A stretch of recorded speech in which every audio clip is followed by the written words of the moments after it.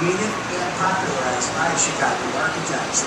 Looking beneath, you can see where the trains run below. The concept of air rights dates back to the 1300s. Medieval Roman law states that he who owns land owns it up to the heavens and down to hell. In America, we consider the heavens 350 feet in urban areas, 500 feet in rural areas. It was train stations in New York that first started to utilize air rights over their train tracks. That concept caught on heavily here in the city of Chicago.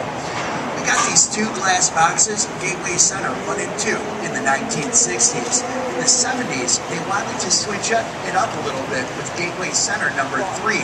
Another great example of the international style of architecture, but you would not call this one Chicago School because you've got concrete on the outside rather than just the glass and steel. Though Mies van der Rohe did use concrete on some of his projects, he didn't start doing that first here in the city of Chicago. With the international style, when designing a building, you leave out anything that's unnecessary. So you see no applied ornamentation on the outside, except in its color, which is a nod back to the first school of Chicago-style architecture. The gray at the bottom symbolizing the base, the white symbolically straight lines racing upward on the well-decorated Capitol. But in the 80s, they wanted to switch it up even more with Gateway Center number 4. And now we're getting into contextualism. With contextualism in architecture, the building is designed to match the environment around it. So as you look at the side of Gateway Center number 4, you see a curve that matches a curve coming up on the south branch of the Chicago River. The color of the glass is a nod back to the color of this river. And the way it's pitched at the corners and puffs outward creates this rippling effect as if you're looking at the reflection of the river water rather than just the side of the glass building. But we do some filming here in Chicago.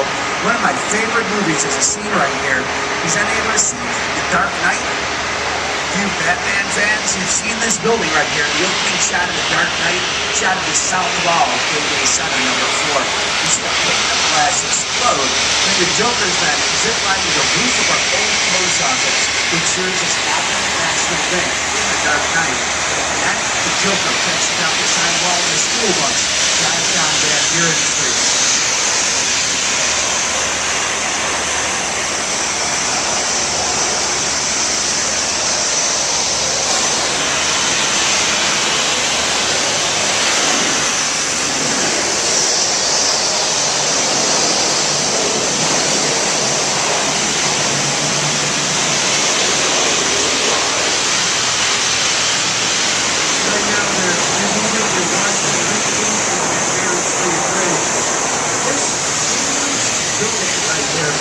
Largest post office in the entire world when it first opened up in 1932. Why did Chicago need such a large post office? Everyone figured it would. The Dutch Catalog Company here in Chicago, Sears Roebuck followed in their footsteps. Webster, Grand McNally, Board of Trade, Federal Reserve Bank, lots of mail moving in and out of Chicago needed a huge structure to move it back and forth. And even though this building was completed in 1932 and our Eisenhower Expressway not until 1949, they didn't have to punch a hole into the building for the expressway to run right through. They knew it was coming, so they left a hole in this building for the expressway to come later.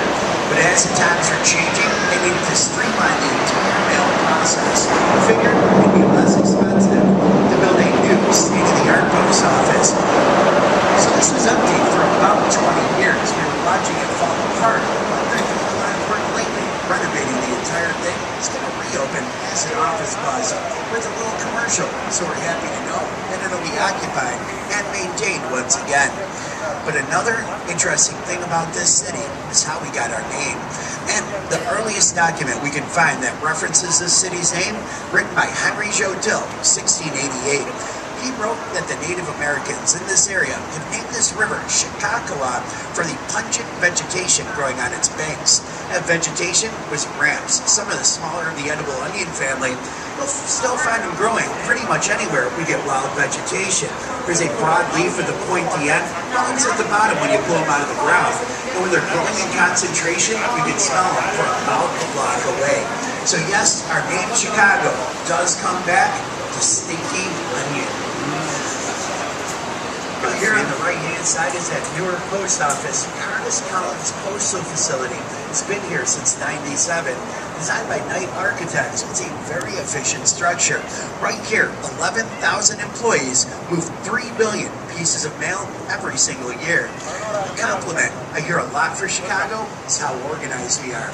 We've got alleys. We put our garbage behind our buildings instead of in front. Gives us a cleaner appearance. We've also got the grid system. Very easy to find addresses in Chicago.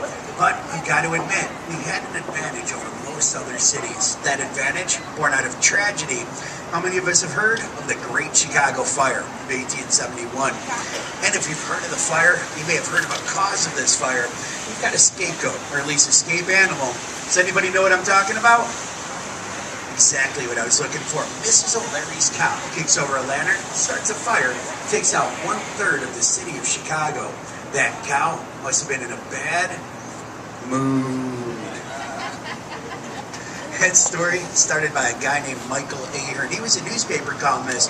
When you're writing a newspaper story, you gotta have what they call the 5 W's. Who, what, where, when, and why. Had them all, except the who and the why. So he made those parts up and admitted that in an interview with the Tribune in 1894. And to be honest with you, nobody's sure what started the Great Chicago Fire.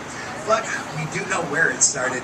If you take a look to the right-hand side, as soon as we pass this smaller building for this ComEd substation, you're going to see 2 radio towers. Second one back sits on top of our Chicago Fire Academy, which sits on the exact same ground that Catherine and Patrick O'Leary's barn once stood.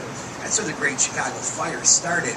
Our lookout system at the time were men in watchtowers, but because we had a heavy northeast wind, they mistook the area of Chicago on fire and sent the department in the wrong direction.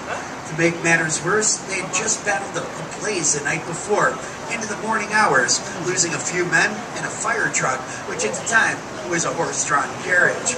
By the time they followed their own instincts, they made their way to the second tower back we're about to see. This fire was burning heavily out of control. But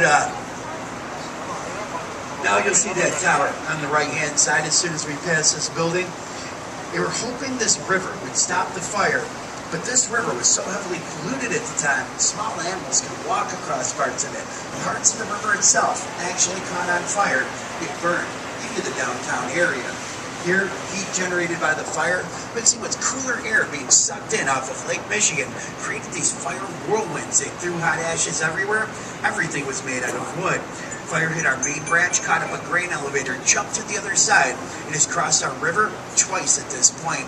Burned for 30 hours, knocking out 17,000 buildings and heating 4 square miles of the city of Chicago when it hit the area of Lincoln Park, which was almost a cemetery ground. So it ran out of fuel, and we got our first raindrops in 3 weeks. 13-week drought, 3 weeks of no rain whatsoever. With the lack of fuel, that 1/4 inch of rain would finally be enough to put out the Great Chicago